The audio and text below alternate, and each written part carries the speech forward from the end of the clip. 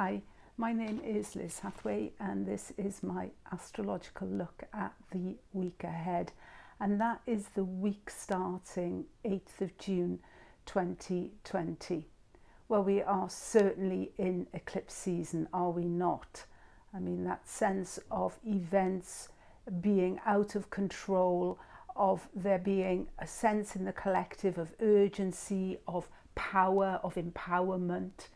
It's kind of quite interesting to see how this now evolves, because this is just the start. We've had the first eclipse. The next one will be on June the 21st, and that will be on 0 degrees plus Cancer. And that axis there, the axis of the world, the 0 degrees of the cardinal signs, these are power points. There's a lot of force in there. Neptune was an important player in that lunar eclipse last week on Friday, because the sun and moon were squaring Neptune. Neptune is very much about victimhood, also about redemption, about loss, but also about the power of the group, the power of the mass, when everybody comes together with a shared grievance or a new vision, something that inspires. It's kind of a very powerful planet, Neptune. It's a collective planet.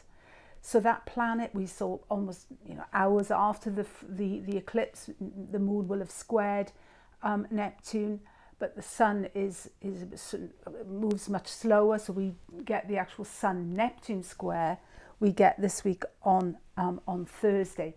And what's going to amplify that Sun-Neptune square is the fact that the moon is also going to be in Pisces on Thursday, so we get an extra layer, if you like.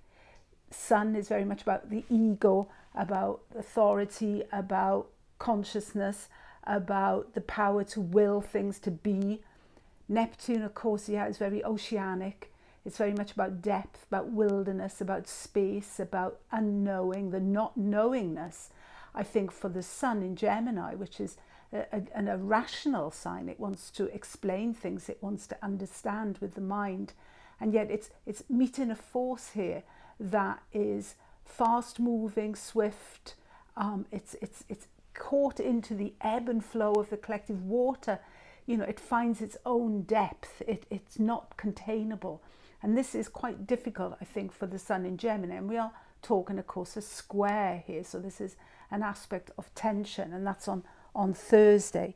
So I'm really interested in the Sun square Neptune, because it's an aspect that was very close in the horoscope of my mum, and so every time I run into it, I always read up a bit or think about it, because it's a fascinating aspect. Actually, the colour here, I think, is pale green, azure green.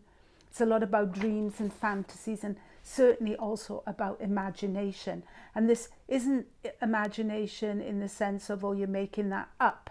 No, this is envisaging. This is the imagination that gives shape to things if we allow it to form naturally. The impulse with the square, because there's friction there, is to try and almost pull it out, to yank it out, to really make it clear what this thing is.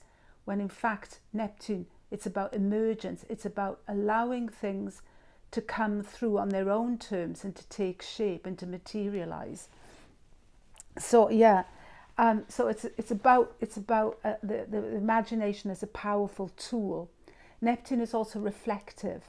It's a water sign here, inner water sign, and we can reflect on things. We can, it's a good time to listen to music, to allow ourselves as well to be lifted up and to be transported, and to allow the imagination scope. We can feel each other in this energy in non-material ways.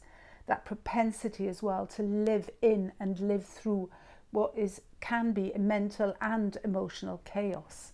As I say, there's a vastness with Neptune. There's that sense of wilderness, lost in space. So yeah, this water energy that we saw under the first of the summer eclipses is very much with us this week. We have, as I say, the Sun square Neptune on Thursday, and then on Saturday we have the Mars conjunct Neptune aspect. Remember at the lunar eclipse last week on Friday, they were approaching conjunction, and now they actually come together.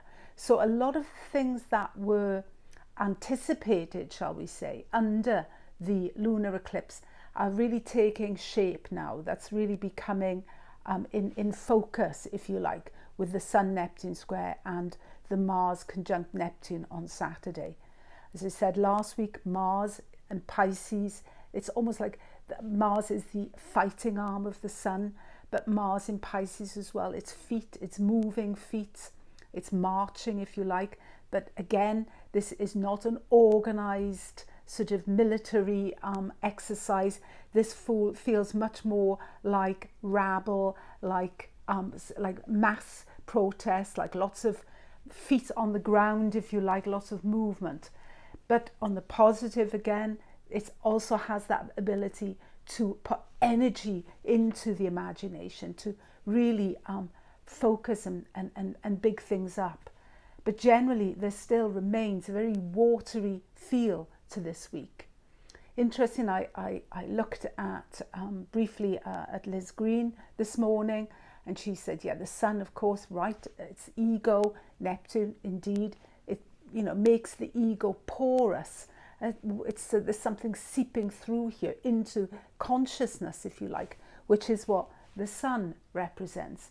And she opens her little text, or pages of text, on the Sun-Neptune square with a quote from the poet, I believe he was a contemporary of Shakespeare, called John Donne. And it says just a few lines, but I think in the light of what's happening at the moment, interesting lines nonetheless. So the quote is, "Any man's death diminishes me, because I am involved in mankind, and therefore never send to know for whom the bell tolls. It tolls for thee." I think that's a really powerful, I get goosebumps when I actually read that, because it is so Neptune, it so encapsulates that sort of the fact that, the idea of diminishment, but the idea as well of endings, the idea of just the sound of a bell tolling, it's a powerful sort of energy that comes from that. It echoes and reverberates outwards and rings and rallies us. And that idea of consciousness is very important as well, I think, at the moment.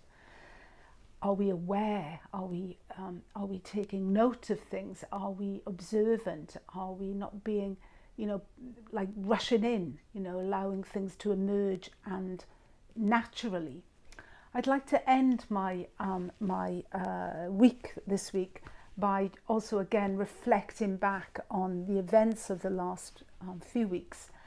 On Sunday, yesterday, I re-listened to my post on the 25th of May, which was the day that George Floyd was murdered. And I think it's Mercury handing over the baton or something like that. And I think that post as well, it really introduces the eclipse season in a way, because a lot of the things that I felt coming through with that shift of Mercury from Gemini into Cancer is very much, I think, encapsulated in what we are seeing in the high emotional content of this current eclipse season.